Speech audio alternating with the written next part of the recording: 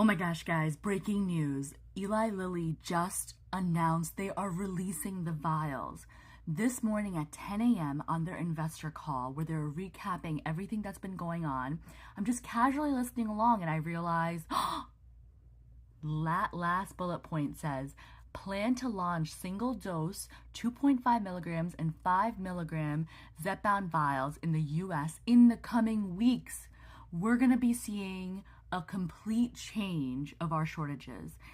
And I hope what that also means is that we're going to see a different cost of these, of this medication. If the reason for our expense and the reason for the shortage was the pen itself, when they release the vials, that should not be the case.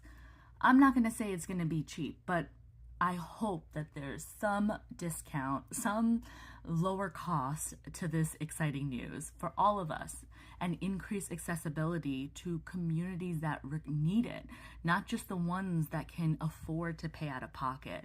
So I hope you're as excited as I am because I cannot believe this news. The other nugget that I got out of this call so far, I'm still working through it, is the bullet point right there that says over 50% of employers have opted in to anti-obesity medication and expect modest growth as we work to expand coverage. So I will be adding that to my slide package that I presented to HR yesterday and make sure to follow up with all this data that just came in. And I will do my best to get that to everybody out there who might need it for their company as well. Let's make sure our employers understand the importance of giving us this coverage. Okay, so I want to take a second to discuss this because I know it's a big concern for many of you, and Caitlin, thanks for sharing that. The reality is that Eli Lilly is a massive company, and they've always made it very, very clear from every single news release that they will be getting all the compound companies. Now that sucks because I myself have used it for a month that I just could not get anything in my attempts to get Zepbound.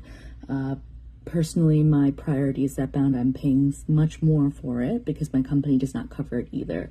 But there's a couple things just to remind those of you that are using tirzepatide compound is that start speaking with your medical provider for a plan of action to know what to do next. There are other medications like semaglutide that do not fall under this risk right now, so you don't need to go crazy and make any changes right now, but switching to drugs like that is a lateral move, you wouldn't have to start all over again.